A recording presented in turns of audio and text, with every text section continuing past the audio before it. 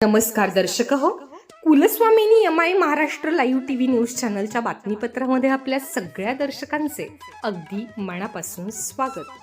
आपण पाहत आहात Kulswamini MI Maharashtra live TV news. समजून सांगायचं बटन बाणाचं बाणात लावायचं, बटन बाणाचं बाणात लावायचं, बटन बाणाचं बाणात लावायचं. साऱ्या घंटेला समजून सांगायचं, साऱ्या घंटेला समजून सांगायचं, बटन बाणाचं बाणात लावायचं, बटन बाणाचं बाणात लावायचं, बटन बाणाचं बाणात लावायचं. दिसला बाण दाबलं बटन, दिसला बाण दाबलं बटन. महाराष्ट्राचे लाडके नेते आणि उपमुख्यमंत्री आणि पुणे जिल्ह्याचे पालकमंत्री आदरणीय अजितदादा, खरं तर दादांची बातमी 28 तारखेला ऐकल्यानंतर मन एकदम निशब्द झालं की दादांसारखा नेता पुन्हा आपल्या महाराष्ट्रात होणे नाही. आणि दादांच्या जाण्यामुळं आपला पुणे जिल्हा असेल, आपला महाराष्ट्र असेल, हा खरोखर पोरका झालेला आहे. जर आपल्या ह्या पुणे जिल्ह्यामध्ये जर विकासाची गंगा कोणी आणली असेल तर ती फक्त आणि दादाच काम करू शकतो. आणि असा नेता पुन्हा महाराष्ट्राला, मला नाही वाटत जोपर्यंत चंद्रसूर्य आहे तोपर्यंत दादांसारखा नेता कधीही लाभणार नाही.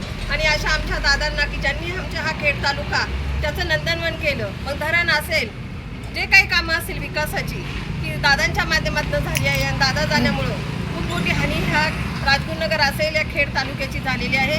मी दादांना खरं तर आमच्या सर्व उपस्थित माता भगिनींच्या वतीनं दादांना श्रद्धांजली खरं कशी व्हावी हा शब्द आमच्या पुढे उभा आहे, परंतु दादांना मी श्रद्धांजली अर्पण करते. अनेक वर्ष खेड तालुक्याचे लोकप्रिय आमदार आदरणीय दिलीपांना मोहिते पाटील असतील, दिवंगत अजितदादा असतील, या सर्व नेत्यांच्या मार्गदर्शनाखाली खेड तालुक्यामध्ये राष्ट्रवादी काँग्रेसच्या संघटनेमध्ये आम्ही खूप चांगलं काम केलेलं आहे आणि यापुढे करणार आहे. खरं तर राष्ट्रवादी काँग्रेसमध्ये खेड तालुक्यात काम करत असताना मांजरे परिवाराचा खूप मोठा मोलाचा सहभाग आहे, खूप योगदान आहे. तळागाळामध्ये ही संघटना बळकट करण्यासाठी मांजरे परिवाराने खूप चांगलं काम केलं असेल, परंतु की खरं तर तळागाळामध्ये काम करणाऱ्या कार्यकर्त्याला ऐनवेळी उमेदवारीच्या वेळी नाकारलं जातं. आणि आमची ही भावना होती की आम्ही जर समाजामध्ये एक चांगला कार्यकर्ता म्हणून काम करत आहे तर पक्षानं आम्हाला संधी दिली पाहिजे, परंतु पक्षानं संधी न दिल्यामुळं आम्हाला हा वेगळा विचार करावा लागला आणि म्हणून धनुष्यबाण हाती घेण्यात आलं. नमस्कार, मी अनिता विलास मांजरे, सलग 2 वेळा लोकनियुक्त सरपंच मांजरेवाडी. खऱ्या अर्थानं मांजरेवाडी गावाचा विकास केलेलाच आहे. आता रेटवडी पंचायत समिती गणाचा विकास करण्याचा माझा आणि माझ्या मांजरे परिवाराचा मानस आहे. गेले 10 वर्ष गावामध्ये विकास कामं करत आहे, त्यामुळं मला कामांची माहिती आहे. समाजसेवा करण्याचा माझा ध्यास आहे. सर्व काही माहिती असल्यामुळं, त्यातला अभ्यास असल्यामुळं आणि मला त्यातलं ज्ञान असल्यामुळं खऱ्या अर्थाने आपल्या ह्या रेटवडी पंचायत समिती गणाचा विकास कसा होईल एवढंच माझं ध्येय आहे. विकास म्हणजे आता गावात तर भरपूर कामं केलेलीच आहेत. आपल्या रेटवडी पंचायत समिती गणामध्ये खऱ्या अर्थाने वरची गावं असेल, वाकळवाडी गाव असेल, गोसाशी गाव असेल, जवळके गाव असेल, इकडं पाण्याचा खूप प्रश्न आहे. आपल्या या पंचायत समिती गणामध्ये पाण्याचे, लाईटीचे, रस्त्यांचे खूप असे प्रश्न आहे.